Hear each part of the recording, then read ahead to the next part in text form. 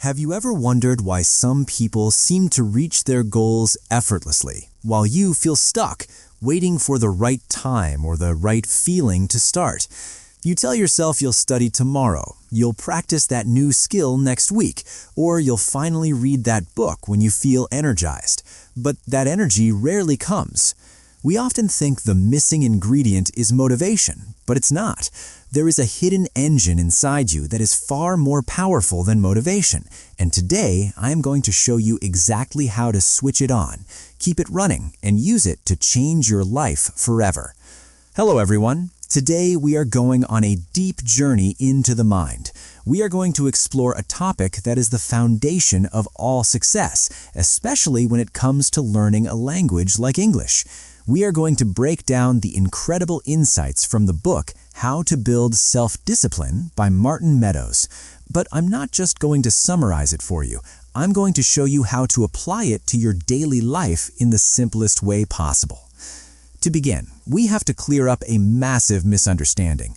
We need to redefine what we are actually talking about. What is self-discipline?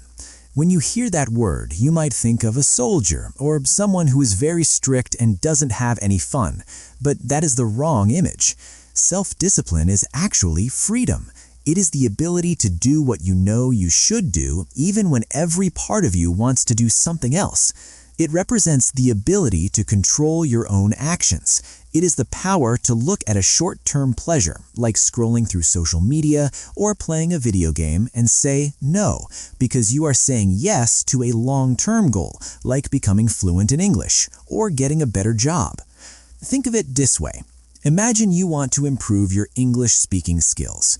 You know it's important for your career and your confidence, but today you feel heavy. You feel tired. The last thing you want to do is open a textbook. This is the moment of truth. Self-discipline is that quiet voice that says, I will do it anyway, even if it's just for 10 minutes. Now, Martin Meadows gives us a brilliant analogy in his book. He says self-discipline is like a muscle. This is such a powerful way to visualize it. Think about your arm muscles. If you sit on the couch all day and never lift anything heavier than a remote control, what happens? Your muscles become weak. They shrink. But if you go to the gym and lift weights, those muscles tear, heal, and grow stronger. Your mind works exactly the same way. If you never say no to your impulses, your discipline muscle becomes weak and flabby. But every time you resist a distraction, every time you choose study over entertainment, you are lifting a mental weight. You are making that muscle stronger. And the beautiful thing is, just like in the gym, the more you train, the heavier the weights you can lift. Eventually, studying for an hour doesn't feel hard anymore because you have built the strength to handle it. Now, I want to address something that confuses almost everyone. It's the battle between motivation and discipline. If you search online, you will see millions of people looking for the psychology of self-discipline or how to stay motivated. But here is the hard truth. Motivation is a liar. Motivation is an emotion. It is a feeling. And like all feelings, happiness, sadness, anger, it comes and it goes. Some days you wake up feeling like you can conquer the world. You study for 3 hours, you watch English movies, you feel great. That is motivation. But what happens the next day? You wake up, it's raining, you didn't sleep well, and that feeling is gone. If you only rely on motivation, your progress stops the moment your mood changes. Discipline is different. Discipline is not a feeling, it is a choice. It is an action. It is reliable. Discipline is being able to say, I don't care how I feel right now, I care about what I want to become. When you understand that you don't need to feel good to do good work, you become unstoppable. Let's talk about your energy. The author uses another fantastic metaphor here, the battery. Imagine your willpower is like the battery in your smartphone. When you wake up in the morning after a good night's sleep, your battery is at 100%. It is green and full. As you go through your day, you use that energy. You make decisions at work, you deal with traffic, you resist eating junk food, you manage stress. Every single decision drains a little bit of that battery. By the time you get home at night, your battery might be in the red zone, maybe 10% left. This is why it is so hard to study or practice a new skill late at night. Your brain is exhausted. So a key strategy for building self-discipline is to understand your own rhythm. If you have a difficult task like learning complex grammar or writing an essay, do not save it for the very end of the day when your battery is empty. Try to schedule your most important learning for the time of day when your battery is full. For many people, this is the morning. For others, it might be after a nap. Find your high energy time and protect it. Now let's move to a very practical problem: temptation. We live in a world designed to distract us. Your phone, the television, the internet, they are all fighting for your attention. Attempting to be disciplined while surrounded by temptations is like trying to diet while sitting inside a bakery. It's possible, but it is unnecessarily hard. The book suggests a strategy that sounds simple but changes everything. Remove the temptation. Don't fight it, just move it. If you want to practice listening to English but your phone keeps buzzing with notifications, don't just try to ignore it. Put the phone in another room. Turn it off. Make your environment work for you, not against you. If you are trying to read, create a quiet corner. If you are practicing speaking, find a space where you feel safe and alone. When you remove the distractions, you don't have to use as much willpower to focus. You are saving that battery power for the actual learning. We also need to talk about the size of your goals. This is where most people fail. They get excited and say, I am going to study for 2 hours every single day. That sounds great, but it is a trap. It's too big. When a task feels huge, your brain gets scared and tries to avoid it. The secret to building a habit is to start ridiculously small. I'm talking about atomic habits, a concept you might have heard of, which aligns perfectly with what we are discussing today.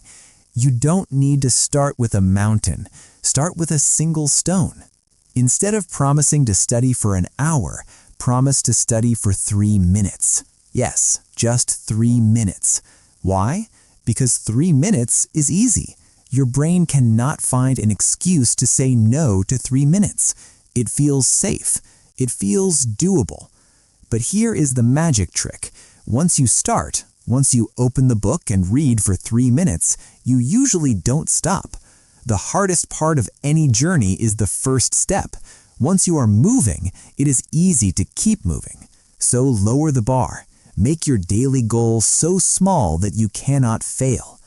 This leads us to the concept of small wins.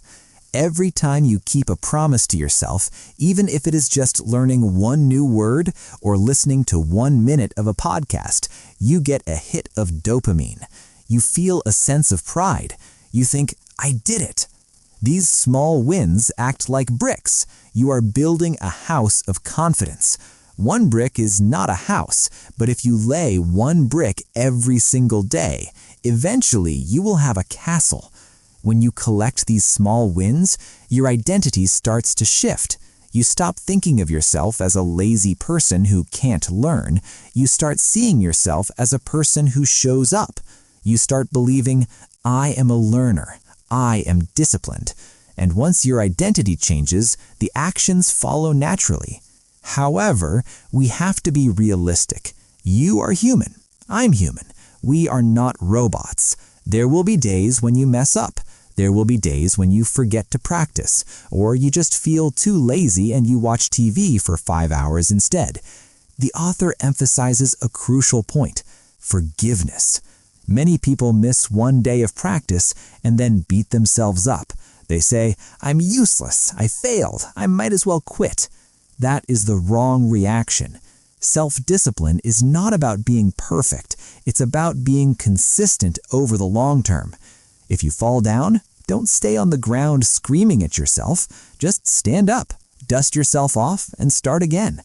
If you miss a day, just get back to it the next day. The only way you truly fail is if you stop completely. So be kind to yourself. Acknowledge the mistake, and then immediately focus on the next small step.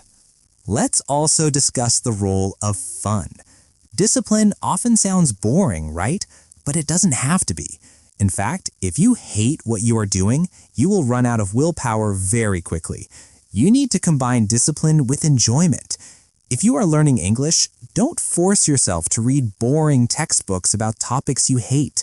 That is torture, not learning. Find materials that make you smile.